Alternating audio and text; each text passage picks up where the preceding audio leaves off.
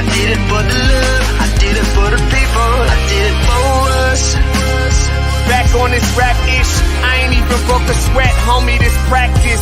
Pondering my next move, staring at my track list, hope I ain't missing my window. Praying like a Baptist, Seattle's own. Tired of this Game of Thrones. They made a list of the best rappers, and guess who wasn't on? While the disrespect continues, I'm steady packing these venues. Guess if you ain't at the table, you on the menu, and I'm that spitter, baby. They don't want you to see, but everybody south of Capitol Hill's rocking with me. Boys smoke the trays and ponder getting their life together. I'm comfortable with my role, so I'm like, whatever. Me? I ain't got a job, but I work hard. And you don't work hard, but you got a job. The irony is I'm judged while you feel the applause. I'm slept on, that's why I had to set this alarm. My dudes is armed, I'm armed with this arm charm. Body banging like she got that cream from Barry Bonds. Yeah. I did it for the city, I did it for the love, I did it for the people, I did it for us. That Dre season is here, a real hitter with a mic, I'm everything that they fear. With that hood ain't the same, I was all on their ass, I'm level-headed. So yo, my dudes love when I spaz, and I'm so over Seattle's passive-aggressive attitude. They don't call you back, what they really saying is F you. While I'm from the same place, I move at a different pace.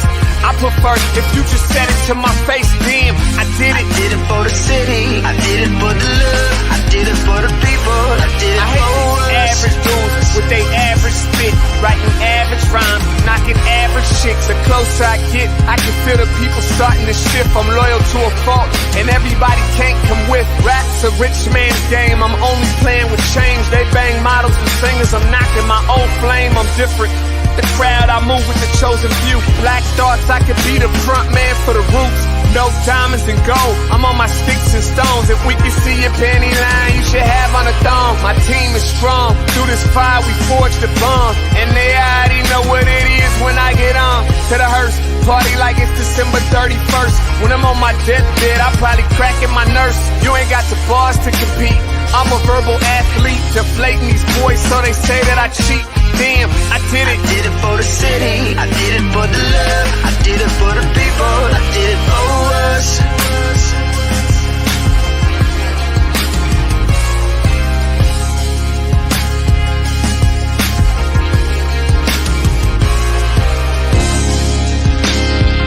Yeah. I should probably start by apologizing for the long wait, man. You know, I know I be tripping. But I'm not just a rapper, I'm an artist. And, you know, my creative process is a little bit different than most. Nonetheless, I want to welcome everybody out to the Dre's Experience. I got TCF in the building. My whole camp's here with me. I got the band in here laying this cool-ass vibe. And I'm Seattle's own. Let's get into it. I just wanna live. God protect me. I just wanna live. I just wanna live. All right, good morning, everybody. I want to welcome you to the Morning Update Show. My name is Omari Salisbury, and all this week, my partner in crime, Trey Holiday, is on a much-deserved vacation. But I do have a good friend and a fellow Garfield Bulldog, Naomi Ishisaka from the Seattle Times. How are you? I'm great. Great to be here. Thank you. Yeah, it's okay to be in the studio, huh? It's a little weird to be out of my house. So I'm getting used to it. I had to remember how to park. That was something I haven't had to do in a long time. So all right. Well, thank you for joining us. Thank you. All right. Once again, welcoming everybody here to the Morning Update Show, and a reminder that right now is the perfect opportunity to tag and share the stream. Go ahead and tag and share the stream with people who you feel would appreciate culturally relevant news and information emanating from right here in the Emerald City. I want to give a big shout out to our partners at the South Seattle Emerald and KBCS 91.3. They're over there at Bellevue College. Also want to remind everybody that you can catch the Morning Update Show everywhere that you listen to your favorite podcasts. So SoundCloud, there it is. Thank you all, yeah. SoundCloud there on the screen, and we'll also share that link with you, but also iTunes and Google and Spotify, anywhere that you listen to podcasts, you can now listen to the Morning Update Show, and all of our other shows are there as well, so you want to check that out. All right, before we jump into it today, we got an overlay we'll put up here with the queens of Converge. We'll put this link in the comments as well. You can find this up there at on the Converge website in the blog. The Queens of Converge, Black women media professionals, find authenticity and community at Converge Media. And let me jump right in over here real quick. I think we got, this is Jake Gravbrot, our photographer, our exceptional photographer, took all these photos here. We'll play this. So that's Trey Holiday and Besa Gordon and Julia Jesse, Treyana. And, you know, Besa hosts the Rewind with Besa here. She's got a show actually this Saturday at 2 p.m. Julia Jesse, the half of Clapback Culture. Clapback Culture is this Thursday at 7 p.m. And that's her co-host, Mike Davis, who's back there as well. Trey Holiday. And by the way, I was intentional in putting some merchandising shots in here. A good way that you can support Converge Media is go to whereweconverge.com/shop. Naomi, throwing this out there, how, you know, we pride ourselves as a workspace and an environment in the Converge swag where people can kind of show up as they are. How important is that? I think it's really important. I think, you know, a lot of, in the past, a lot of media organizations were not as welcoming as they should have been to people of all different backgrounds. And I think being able to show up as you are is critical in the media. Yeah, and believe me, these, all three of them definitely show up as they are. I love those photos. Those are gorgeous. Yeah, good stuff. All right, so we've only got one or two headlines here because I want to spend all the time in a good conversation. But this news came out yesterday from the city of Seattle and the Seattle Parks Department. We'll go and put this up here. City says won't permit Juneteenth celebration in Cal Anderson on anniversary of CHOP formation. You know, this was something a lot of different people in different communities for different reasons were following this story. I mean, of course, there was this was originally billed as a CHOP art celebration or block party, and kind of tied in with Juneteenth. There were former CHOP artists and people who were in the protests who weren't necessarily for it, and then also people in the neighborhood. There were some people who were for it, but you know, 1 year later, Naomi, I think that the city as a whole, whether it's this individuals or the actual city, people are struggling to come to terms of like how do we recognize this historic event that happened in Seattle 1 year ago. Yeah, I mean, I think we did a huge series of stories about this around the end of May with the 1 year anniversary of George Floyd's murder, and I think, you know, what happened at the Chaz CHOP Capitol Hill, I think, has really captured the imagination of people across the country for, you know, good and bad. And I think being able to maybe share what was documented in a way, or, you know, talk about the art that was created or things like that, I think is really important to remembering that period and taking stock of where we are and where we were and what we need to do to move forward. Right. And well, there we go. There we're back again. One thing that that came out of our reporting here, Ike Everard talked to some people who were involved in the protests and protest leaders and things like that. Talked to TK and talked to Ish from Black Action Coalition, and also talked to Mark Anthony and people in the community. And a lot of them were like,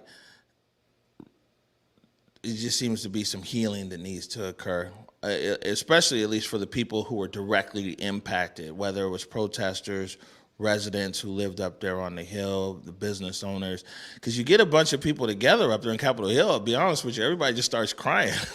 They start hugging and crying and you know, and everything else. It's just, I think it's still something that's very raw. I think it's important that we, you know, that we definitely acknowledge what's occurred.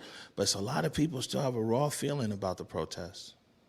Yeah, I think that makes sense. I think, you know, it was, you know, more than anyone, that was an intense and traumatic time for a lot of people, and I think it's a year later, but it does feel like it was just last week, you know, more than anyone. It definitely feels like it was last week. What else do we have up here? Oh, what's up with Ike? So, well, we'll see what's going on. We'll definitely put it up on screen. So Ike Everhart is actually right across the street at Occidental Park, and it looks like they're getting ready to officially open Occidental Park. You can go see what we'll peek in and see what's going on over there. Mayor Durkin is getting ready to hold a press conference. It's at 11 o'clock, and, you know, as usual, these things never start on time, whether it's City Hall or over there at the park. So we'll duck back in. Ike, if you can hear us, can you pan around the park real quick? He's good.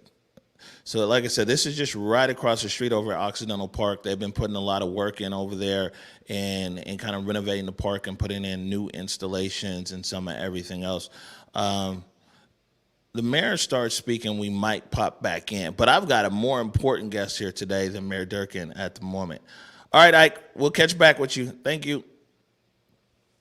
And you know, it was good. We got a little bit of technology. I tell you, we had a little engine that could over here, but we got a little bit of technology. We can bring in a live shot from somewhere and see what's going on. So we're going to take a quick break, and when we come back, first want to know more about your journey and what's going on at the Seattle Times, and then we'll talk about some headlines, okay? Sounds good. All right. You are watching the Morning Update Show.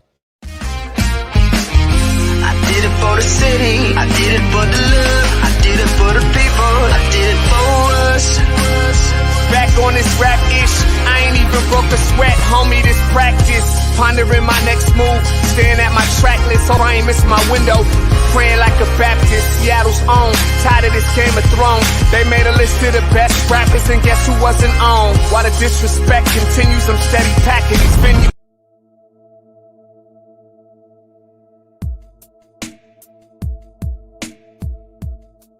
Converge Media produces culturally relevant content for Black and urban audiences. Our coverage is raw, transparent, and objective, praised by community leaders, government officials, and residents. Support Converge Media today via Venmo, Cash App, or PayPal at Converge Media.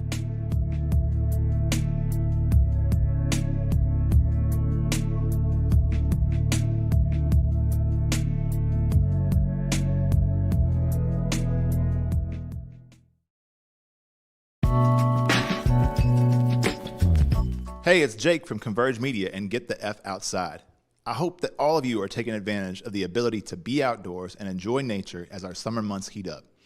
One other thing that you can take advantage of here in the King County area are free COVID-19 vaccinations. There's all kinds of options for pop-up clinics, and the vaccine is able to be administered to anyone 12 years and older. And did I mention that it's free? You don't need insurance, and they don't care what your citizenship status is. And that kind of sounds like the way things should be anyhow, but we'll save that for another conversation. Information and resources are available at kingcounty.gov/COVID, or you can call the COVID-19 call center at 206-477-3977. Washington, we are almost out of this, but we got to stay locked in for the home stretch. Let's get vaxxed out so we can max out our time with friends, family, and in the great outdoors. All right. Well, we just got a double screen up there.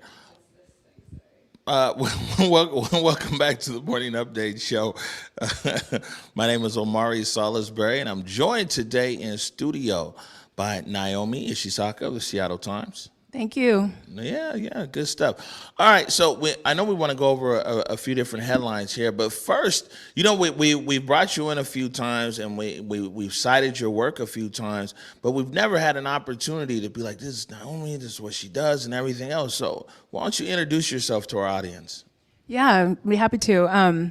Well, as you know, my journalism career started the same time as yours did at the Garfield High School Messenger in 1991 or something, not to date ourselves. Yeah, but you just put us in the time I'm sorry, machine. but it's true.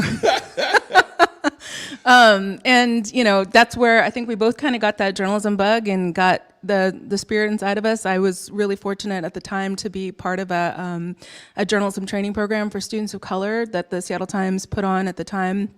And that really kind of gave me the foundation and confidence to feel like this is something I could do as a career. And from then I went on to a bunch of different newspapers, and then was the editor of a magazine called Colors Northwest for 8 years, which was a fantastic experience, and was able to kind of lay the groundwork for my work at the Seattle Times, which is both as a social justice columnist, but also as an editor that handles diversity and inclusion and staff development. So it's kind of a really good alignment of the things that I'm most passionate about, which are, race and social justice and journalism, all kind of packaged together in one. So it's kind of a dream come true in that way. Yeah, no, I remember Colors magazine. Colors was dope.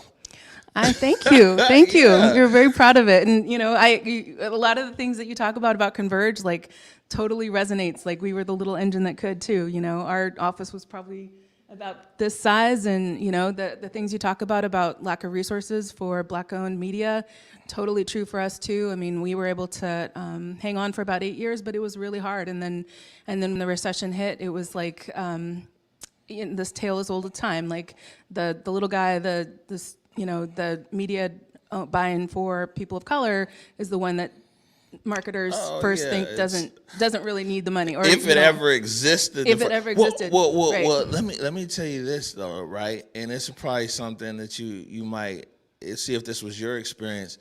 Is that a lot of times, at least Black media, I say, is that you get the gimme ads, and the gimme ads are like, well, it's Martin Luther King's birthday. We need to place an ad somewhere at a Black publication, or right. It's Black History Month. Let's do whatever. But you never get the ads that really come from the marketing department. Like, hey, there's a new product that we're launching, or a new service, or a new whatever. Right. That advertising would hardly ever come to Black media. I'm assuming different ethnic medias as well. But it'd always be like, well, it's something to celebrate Black people. We want to jump on board and put a Martin Luther King ad in there, and you wouldn't hear back from somebody for a whole nother 12 months. Right.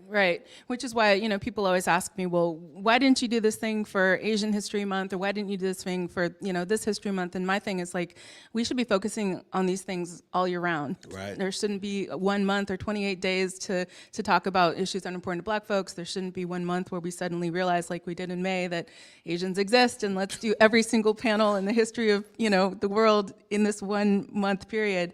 I think we should be talking about these things all year long, and media, whether that's Converge, whether that's the Times, whether that's Emerald, like, all the media should be supported by the community. And I think it's one of those things where you don't really know what you've got until it's gone. Right. And people come up to me all the time, even now, saying how much they miss Colors Northwest, and I think that it speaks to the fact that, at the time, people might have thought, oh, this is just going to be around forever. But as we know, like, these institutions are hanging on by a thread a lot of times, and they need our support. Man, I'm gonna have to pull this clip, because it was a few months ago, and I was actually talking about how there's been great publications in our community that died on the vine, but like, we're standing on their shoulders. Colors being one, C-Spot magazine being another. Yeah. That is like, we're here today because we're able to look back and be like, okay, these guys did it. They've done it. Let's see how we can remix it in a different kind of way. But, it's important. So I just want to tell you that your accomplishments at Colors magazine is important. And it's something that we stand upon over here. And this isn't the first time that Colors have been mentioned here on the Morning Update show. It's been mentioned quite a few times since we've been on air. And the sad part is that you can't really even find it online, because it was kind of pre-internet. Right. So I wish I could do something about that, but unfortunately, once things, and that's the other thing about media, is like, once a publication goes out of business, it's really hard to find that publication if it was, a magazine or something that was in print, anywhere on the internet. It just goes away. Right. Now, you said that your role over there at the Times is diversity, inclusion, and you're also an editor. Maybe you can explain, because people use the word editor all the time. This is editor, this and that. Mm-hmm. What's the technical? We like to educate people on our show, by the way. So what technically it goes into being an editor? Well, it kind of depends on your role. So my role is pretty unique. I don't have necessarily a team of reporters that report to me, but what I do is provide support for all the staff around, diverse sourcing, feedback on stories. If we have something called Sensitive News Channel where people post stories that they want to, another eye on. I spend a lot of time reading stories that are posted in there to make sure that if there's anything that I can add from my perspective around, sensitivity or care or something like that, it's voiced before we go to press. As you know, you were just the subject of a fantastic story in Pacific Northwest Magazine. On the cover, it looked great. And that kind of story goes through months and months of edits and care. And as you know, you spent hours with the reporter. And I've never talked, and I told my mama this before I would the knuckle. I said, Mama, if anything ever happens to me, talk to Brendan Kiley, because there's been nobody in years that I've spent over 20 plus hours talking with him. I've never talked to anybody about my life as much as I've talked to Brendan. And it shows. I mean, it showed in the story. It's just that depth and complexity and the amount of care that went into that piece was just really evident. And that was the work of, of a lot of different people. And so I think, in our newsroom, we have editors that run teams, whether that's, the Metro team or the business team or something like that. And then you have assistant managing editors like myself that are in charge of a particular area of the newsroom. So it might be, visuals or, in my case, diversity and inclusion. And so people have their kind of their area of expertise, and that's kind of mine. And it's a really good fit for me. Yeah, this makes a lot of sense now. Now, I'm glad that I asked you this question because, when you look at the history of the Seattle Times, long history, very, very big publication. The Times, we know the Seattle Times, but the Times has all kinds of other holdings and stuff in their network. We can clearly see throughout the history of the time where there wasn't people like you there, and we can see in some of the articles back in the day and some of the adverts and everything else where, the organization at a certain period in time, it wasn't worried about diversity, inclusion, or anything else. And I guess as anything, we've seen growth, and really also, if they want to continue, if any media organization wants to continue to grow, and especially as diverse as our market is coming, a role like yours is important. Not in the sense of even if someone's not wanting to be intentionally insensitive, but some things you got to go through it to get to it. So having somebody like you there being like, well, I've read this, but to be honest with you, do you have those kind of conversations with people?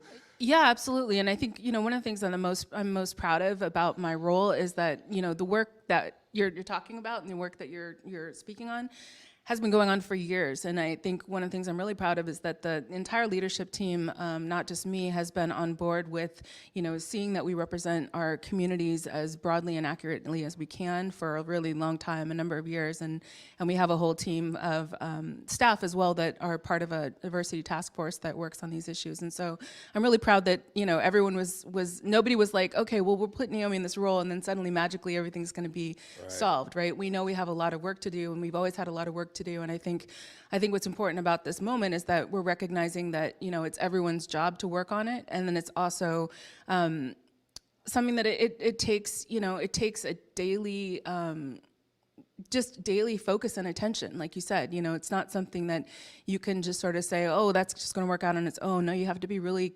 diligent and thoughtful and put the time in to really take a look at the stories and ask questions and ask tough questions, and people being open to hearing the answer and not feeling defensive about it. And I'm really proud that we have a staff that's really open in that way, for sure.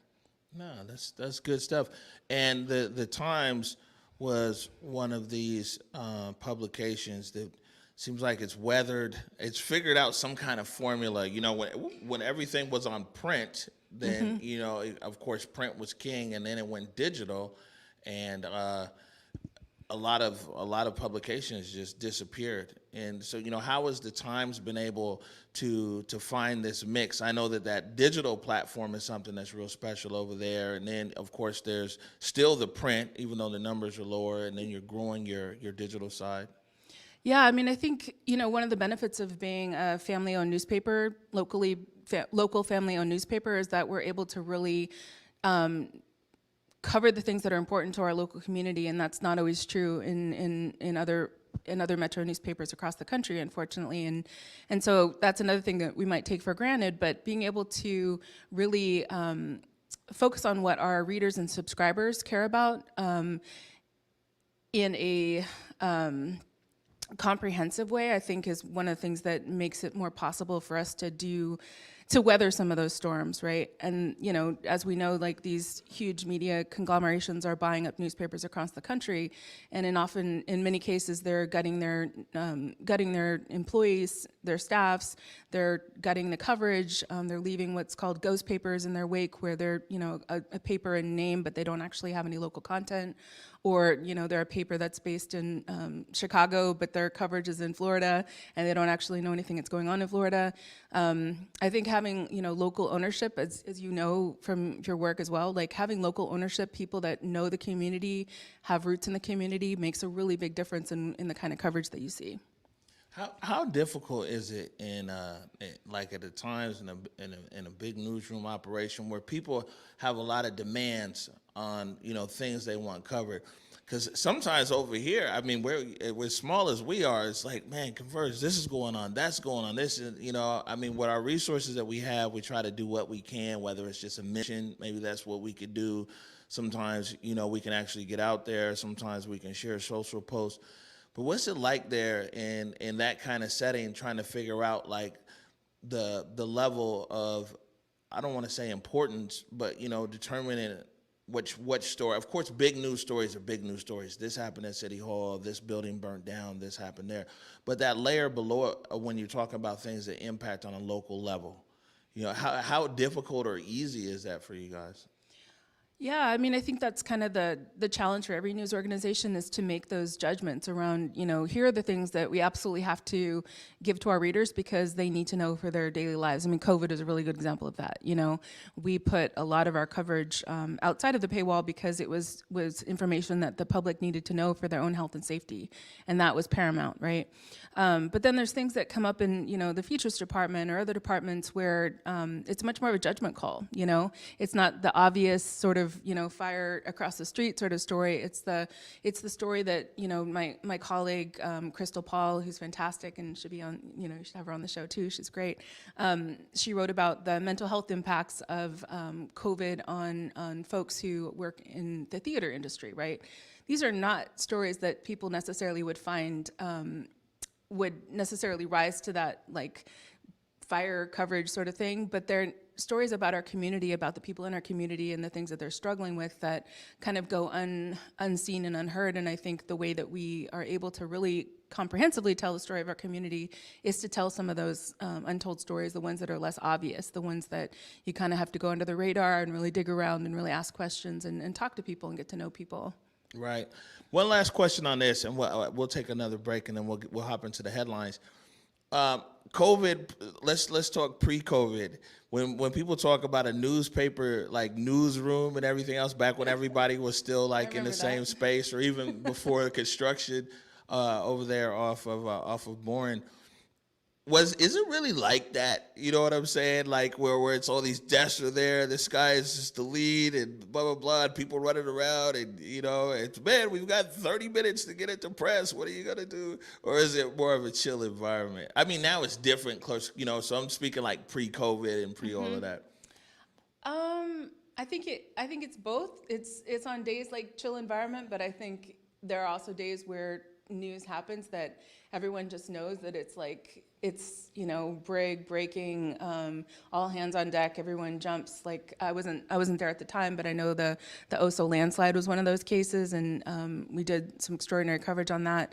The weirdest thing about the COVID, biggest story of our life, right? The biggest story of our lifetime, but we didn't have that, you know. We did the opposite. We had the big story of our life that everyone was all hands on deck on, but we were all in our homes, you know. And so we had to make a really rapid adjustment, just like everyone else did. And so, you know, I kind of wonder sometimes, like, what would our COVID coverage have been like if we had had that sort of, intense in the newsroom, running around sort of, situation. Although there really wasn't the same kind of like one day that, you can say, well, that was the day, that was the big day that, everything happened. COVID kind of was a slow trickle and then, developed into, this epic story that we'll never, forget in our whole lives. So yeah, so I think it's a little bit of both. There's definitely that energy, that hum when a big story happens. And there's also just days where it's just people quietly working at their, at the computers. Yeah, our newsroom here, it's a bit small. It's not, it gets intense. It's pretty impressive, I have to say. I'm like, trying not to be intimidated by all these cameras, but. All right, we're going to take a quick break, and when we come back, we're going to be talking some of these headlines here that you have written your column. You are watching the Morning Update Show. I did it for the city, I did it for the love, I did it for the people, I did it for us. Back on this rap ish, I ain't even broke a sweat, homie, this practice. Pondering my next move, staring at my track list, hope I ain't miss my window. Praying like a Baptist, Seattle's own, tired of this Game of Thrones. They made a list of the best rappers and guess who wasn't on? While the disrespect continues, I'm steady packing these venues.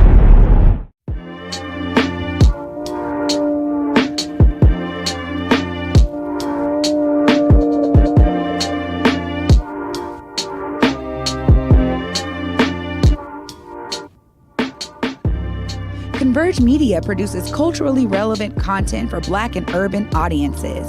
Our coverage is raw, transparent, and objective, praised by community leaders, government officials, and residents.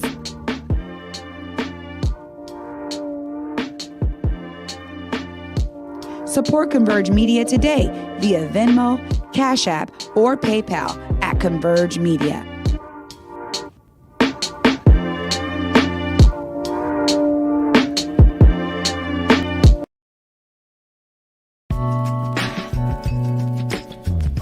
Hey, it's Jake from Converge Media and Get the F Outside. I hope that all of you are taking advantage of the ability to be outdoors and enjoy nature as our summer months heat up. One other thing that you can take advantage of here in the King County area are free COVID-19 vaccinations. There's all kinds of options for pop-up clinics, and the vaccine is able to be administered to anyone 12 years and older. And did I mention that it's free? You don't need insurance, and they don't care what your citizenship status is. And that kind of sounds like the way things should be anyhow, but we'll save that for another conversation. Information and resources are available at kingcounty.gov/COVID, or you can call the COVID-19 call center at 206-477-3977. Washington, we are almost out of this, but we got to stay locked in for the home stretch. Let's get vaxxed out so we can max out our time with friends, family, and in the great outdoors. All right, welcome back to the Morning Update Show. Joined by Naomi Ishisaka, and I got it. This is this epic photo right here over my shoulder. This is probably the first photo that people saw of me in the Seattle protest holding this red iPhone, which is actually in Mohi now. The red iPhone. You took awesome. that picture. I did. I was a little bit like, we weren't supposed to be out and about because of COVID. And so I was there taking pictures, but I was also kind of like trying to stay out of the way because, they were really worried that our staff was going to get COVID out in the field. So I was like, but yeah, I saw that and I was like, oh my gosh, this is iconic. Omari doing his thing. In the heat of it. And you see right behind you there, that was an artist over at the Crosscut. That's so cool. Right. Yeah, that's, man. So photography is something else then, right? Yeah. That's kind of what I was doing full time before I started at the Times. Okay. Good stuff. All right. So first we got here, and we'll put up this clip on the support around the protests. Let's see. Voila. Oh, wow. It says here, we'll hold it there, a very, they got me all the way out. And now she got me on the screen. We gotta refresh these. It didn't go exactly like I wanted to there, but why don't you tell us about it? Yeah, so Are we talking about the support around the protest? Yeah. So I wrote not this week, but the previous week around the 1-year anniversary of George Floyd's murder, that the support, particularly among white Americans, had really plummeted since the high after George Floyd's murder, and I talked about that because I think it's important that people recognize that these movements for change, people kind of want instant gratification. They want to see like, okay, and I wrote about this on a different issue, that it's kind of like a vending machine. Like people want to say, let's put in our, quarter and then out will come justice. And as we know, we didn't get here in a year, we got here after hundreds of years. And so we're not going to get out of it in a year. And so I think, people's ability to kind of keep a focus on the things they want to see change, and not say, well, crime is up, or this thing didn't go exactly the way we wanted it to, or what about this participatory budgeting process? And, those are all really good questions, and we should continue to be vigilant and continue to ask those questions. But I think it's also important that we don't look for the instant gratification that we're so used to, and that particularly for white folks that were supportive of racial justice changes after George Floyd's killing, recognizing this is a long haul. This is not something that, you just put up your Black Lives Matter sign in your yard and then say, okay, I did my part, and now I'm just going to go back to the way things were before. Yeah, I got a few questions for you. Is the first one being, how do you feel, or do you feel that the way that this movement around the value of Black lives, being the different narratives in media, might have as well changed people's momentum or perception around the protests? Oh yeah, I see this every single time I write about this topic. As you know, the Fox, I think it was Fox News, had that famous image of what they called Crazy Town, and they also had a picture of a burning building and someone running, and we did a big story about the fact that that wasn't actually a picture of Seattle at all, and I think that speaks to the fact that that narrative has really taken hold across the country. I get emails from people all the time that are saying, Seattle's just on fire, there's chaos and all this violence on the streets all day, every day. And you look at your house and you're kind of like, what are they talking about? That's not what it looks like here. But that narrative has so taken hold around Portland and Seattle being on fire, and Portland and Seattle like basically being, this den of anarchy and destruction that doesn't really match reality, but I think it's really taken hold. Yeah, I think that you're right with that, for sure. Man, the reporting that was coming out of Seattle was so crazy. I remember the Associated Press, they called me, and I sat down with them for almost an hour because they were just doing myth busting. They were like, we're getting reports that protesters are going door to door to people's houses asking for rations. Mm-hmm. If there's no rations, they're marking the home. I'm like, bro, there's like a QFC like right across the street from the Chop. You know what I'm saying? If you want to be bootsy, there's even a Trader Joe's. I mean, but it was crazy because they were calling me from New York, and they were like, is this true? Is that true? I was like, no, this isn't true. But, and it definitely impacted, even Seattle, what was going on here impacted nationally because it was national news. But I think that also here locally, where we start to see a decline in support is I don't think that people in Seattle realized that these protests and what was going on here, they lumped everything into one. Meaning that like you had tens of thousands of Black people who were out there in the South End, they get in the CD. There was no police around. Police didn't even need to be there. Yeah. There was but they were in the streets. Their voice was being heard peacefully, week in, week out, teach-ins, all these kind of things. There was no like coverage of it, you know what I'm saying? At least to the level of where Capitol Hill was. And then people don't realize is that, yes, there was a lot of people who were out there to uplift the value of Black lives. But there's also an element that's always been here, the May Day element and some of everything else. And then I think a lot of the local media was able to spin these actions of 30 or 40 people who, you know, this is what they've been doing here in our city, and then say BLM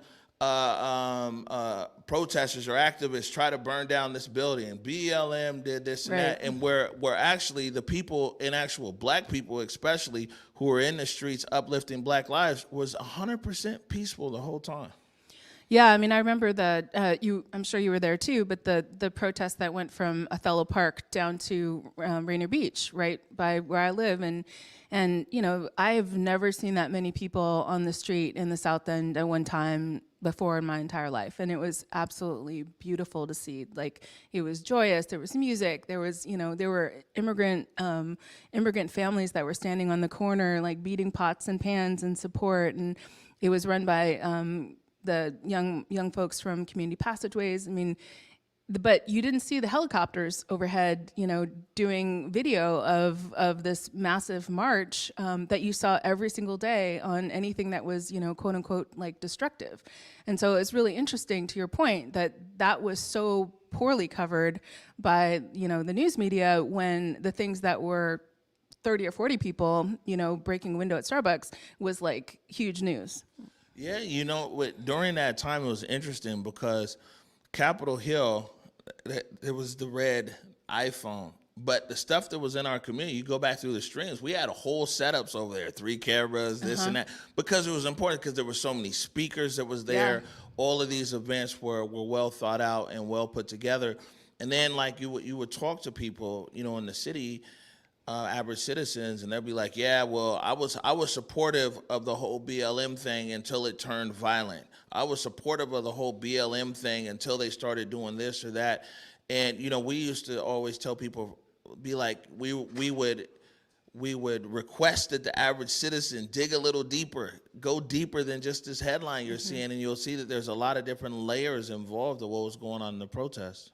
And read, you know, I commend the work that you did to document all of that, and it's so important. And I think that, you know, the Seattle Times did a really good job of covering it, as did Crosscut and other word-based media. But I think what happens is that people want the sensationalized, you know, video footage of people causing destruction, or, you know, that kind of thing. And that's what kind of leads the newscast, and that's what people see. And that's what's been carried across the country about what Seattle is. Yeah, you know, it's interesting you say that, because during the same time all these things were going on and we were still up there on Capitol Hill, like, I remember we did a live special when I think it was the committee vote whether to defund or not. This was before it went to the actual council, and we go live on it, and like in all the comments, everybody's disappointed because they're like, "What? There, you know what I'm saying? There's no action," and you know that you see the numbers plummet. But that committee vote, and then onward to the vote and everything else, this was a direct action that people in the streets were asking for city council to do something.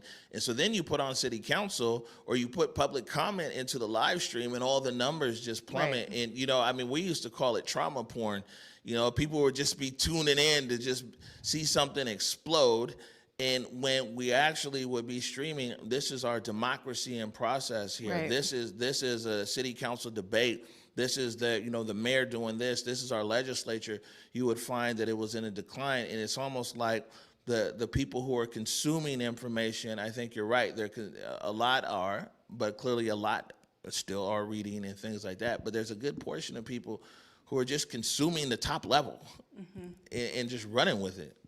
Yeah, I think that's right, and I think that, you know, the media, Seattle Times, Converge, like the media that is working really on behalf of the public interest, knows that it's those policy-making moments that are not as sexy, but are pivotal to our democracy and pivotal to our ability to create the social fabric that we're looking for, and this, you know, civic society that we're looking for, and audiences are like, oh, that's boring.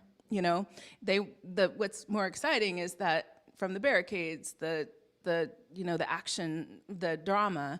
And I think as media consumers, and I've been guilty of this as well, but as media consumers, we have to really support the things that are on the less sexy side of the spectrum. Read them, watch them, pay attention to them, absorb them, add them to our how we think about the world around us, and it's hard to do because we're in a very short attention span society where we want those little clips, we want things to be TikTok length, we want them to be exciting, and policy stuff is not always exciting, like making laws are not always exciting. You know what I did find though, which is really interesting, and I didn't know, I didn't care, but I didn't know like how it was gonna play out, like because I was getting a lot of information. Because Kevin Schofield was watching City Hall while we were in, so there was no way for us to even follow what was going on in City Hall. And so I would just talk to Kevin like on Twitter early on, like this during CHOP, and he'd be like, yeah, this happened, that happened, or whatever. And then one day I was like, man, can you just come on my show and talk about this and that? And like I've never met as many people from our community who just love to tune in now. I mean, they follow, they watch the other show with Kevin and Brian Callanan, Seattle News, Views and Brews. Like people from our community, like elders, they love that show because they're learning so much about the city and this and that and policy and everything else. So I will say that one thing that's happening is that, people in our community, a lot of them who never followed City Hall, who never followed anything, like, man, they're really in the mix. I love that. I love to hear that. And I think you're making a good point. It's like you don't have to necessarily have like a big media institution to have important conversations like, Seattle City Council Insights is doing, or, other entities or people that are trusted and are doing their research and vetting their sources and really thinking about the topics they cover to be credible sources of information. All right, good stuff. So we got another one here. I think this was just the other day, and this is about voting rights. So I got my monitor on now, so we should be good. You can go put that up. Oh, no, we got one more. Which one is it? Well, we could talk about this one here. That was back in May of last year. July, I think, yeah. July of last year. You said the time was running out to protect voting rights. It's like you forecasted or something, right? Not only that, but I mean, what I was writing about last year was that, there were all these efforts to try to kind of pandemic proof the election, because we knew we were going to be looking at an unprecedented election where people are going to be even more afraid to be in person, in crowds.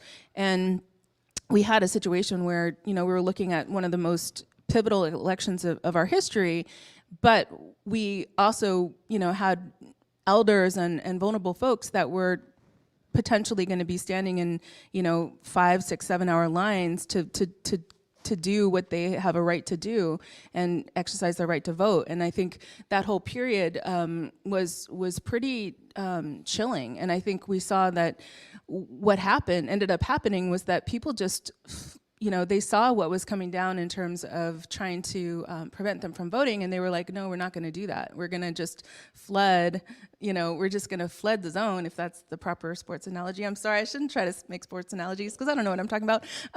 Is that the right one? No, it works. Okay.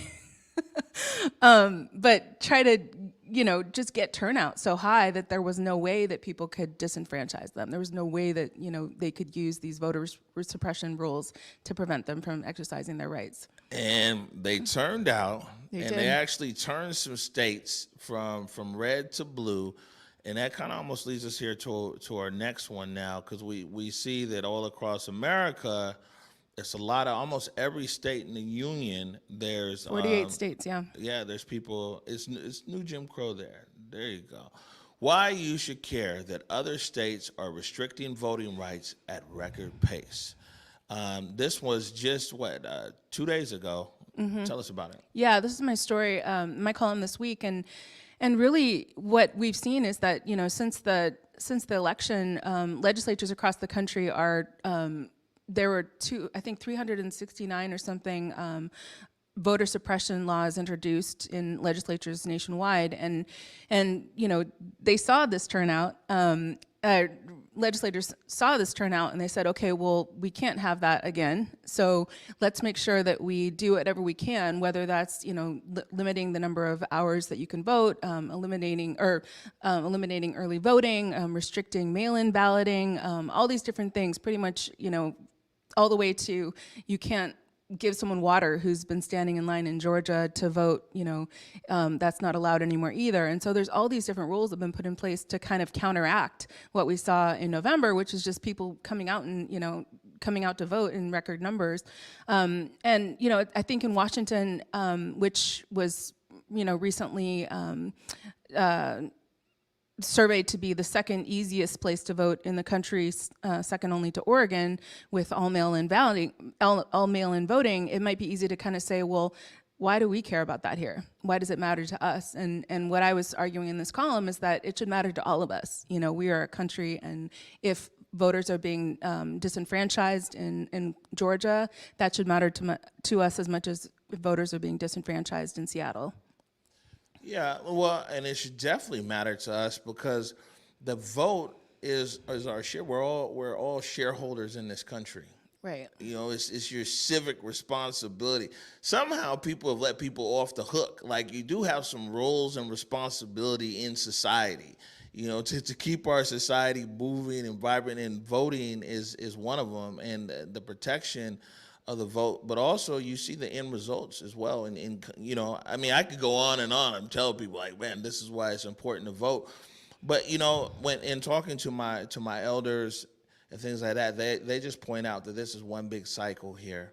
That it was legally, they used legalities in constitutions or state constitutions and county laws to keep black people and other people from voting.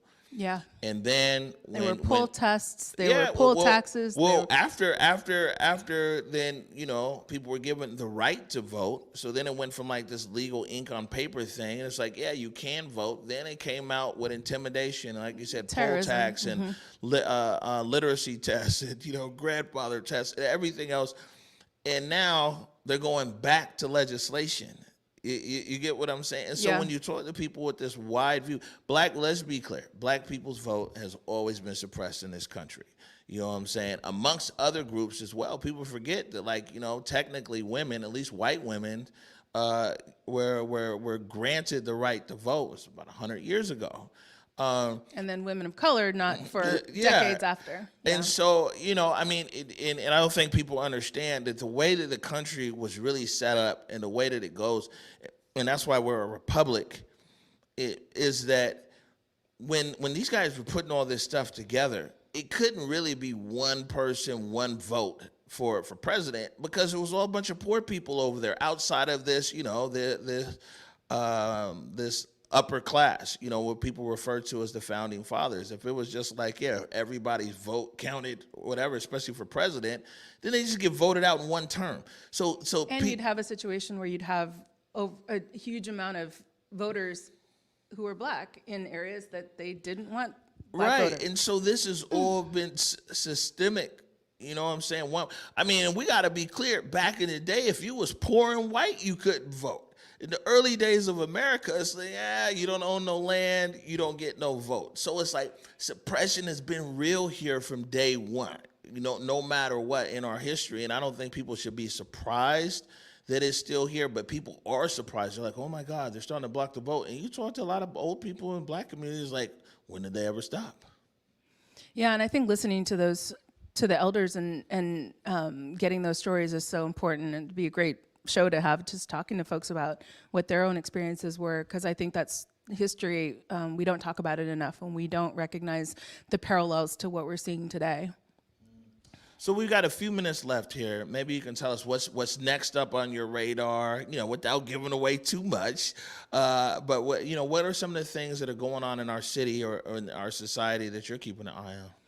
Well, I think one of the big ones is, we are crossing our fingers, looking at potentially a COVID recovery, and what is that going to look like here? Is that going to be something where we see sort of disaster capitalism, where you see folks that have already been kind of able to game the system, gaming it even more, or are we going to see a system where the most vulnerable business owners and community organizations and individuals get the support they need to, even survive? And I think that we're looking at kind of a post-COVID future now, and really need to be thoughtful and intentional about what that looks like and who it's actually going to serve and who it's not. Yeah, I got a feeling that in the midst of everything, maybe to keep people encouraged, stuff like that, that it was like, going to build back different. It's going to be a new normal and everything. Yeah, stuff's just kind of looking pretty normal. As things, come back and they return. And some things we definitely cherish the normalcy in our city. But, for months, people talked about this window of like, when we bring Seattle back, it's a great opportunity for Seattle to be a more fair and equitable city, not only in policy, but just all throughout, in the business sector, downtown, because our office is downtown here, what's a new downtown going to look like? It's going to look like the same downtown? Is the same, are new people going to have access? That's the thing I'm kind of keeping my eye on, because it was a lot of talk about, man, we're going to build back better in the new Seattle. And I think one of the things that, news organizations like ours can do really well is to see where does the rhetoric actually match the reality, Like everyone says that we're going to build back better, we're going to, lift up the folks that are most marginalized, we're going to do all the right things, but the rubber is really like where the numbers are, what the numbers end up being. And I think it's going to require some, really good scrutiny and investigation to see like what's actually happening on the ground for real. Right. Before we get out of here, I do have to give the Seattle Times a shout out. And, I would just call it like I see it, because I've been on certain things where I've been like, man, the Times years ago, they was doing this, they were doing that or whatever. But it's two things I gotta give the Times a big shout out. And one, that's that digital unit over there. I mean, those are amazing. Like, we aspire to be able to tell stories as well as that team does over there. They're fantastic. Yeah, and to the point, like, people all over the country would hit me and be like, what's going on in Seattle? What's this? I didn't have time, but I would send them The Uprising, the film that the digital team there Beautifully did. done. Yeah. And there's so many. I encourage people to go to the Seattle Times YouTube channel, because there's so many stories that are over there. And it's real encompassing. You guys have to read too, by the way. I'm not trying to tell people not to read. Thank you, Mark. I'm just giving them a shot. But the other one is Dan Beekman, Yes. who's also a bulldog like us. I'm not saying that all bulldogs are great, but I mean, But exactly. But Dan, and I wanted to highlight this because, I was frustrated, and it was probably a year and a half ago now, maybe longer, and about.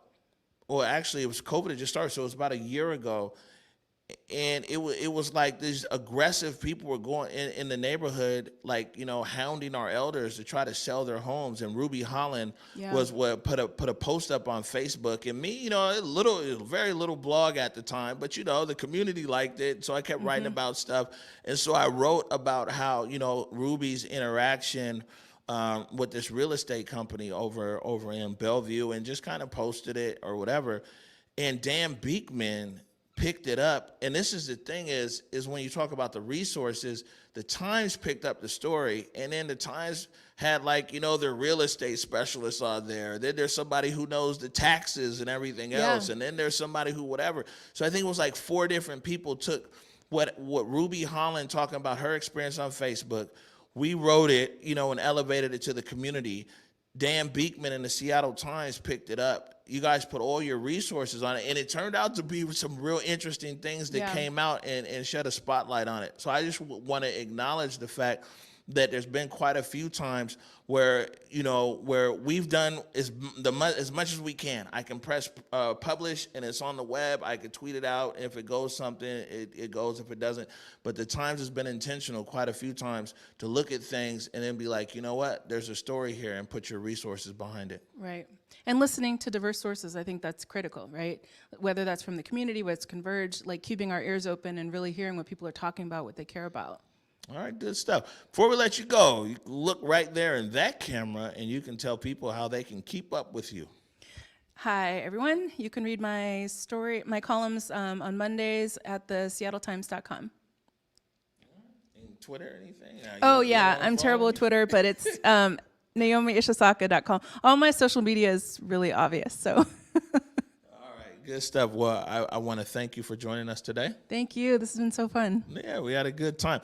Tomorrow, it's back to politics, but it's all good. We've got Bruce Harrell, candidate for mayor of Seattle. And so we'll be talking to Bruce Harrell. We'll get some information from him about his campaign and also this issue up in Bitter Lake and some other stuff. And I'm really enjoying the conversations, and so hopefully we'll have a good conversation with Bruce Harrell tomorrow as well. Again, thank you for joining us. Thank you.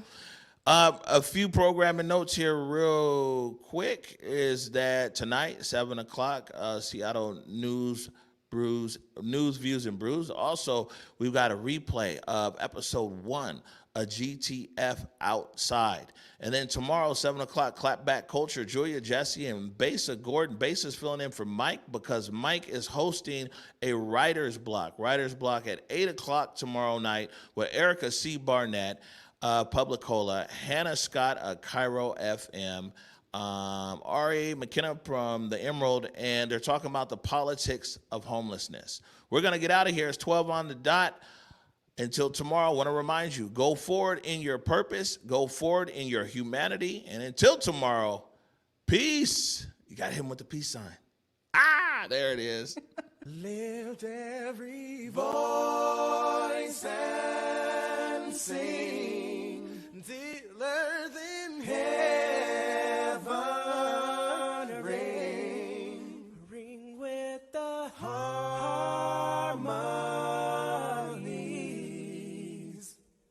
of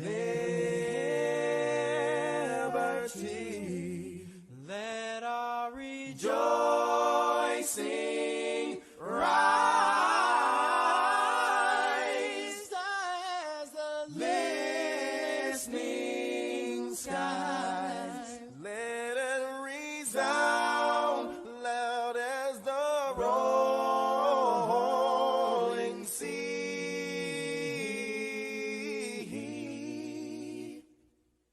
Sing a song full of the faith that the dark past has taught us. Sing a song full of the hope that the present has brought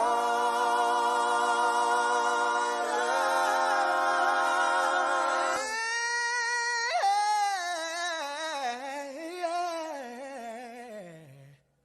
Facing the rising sun.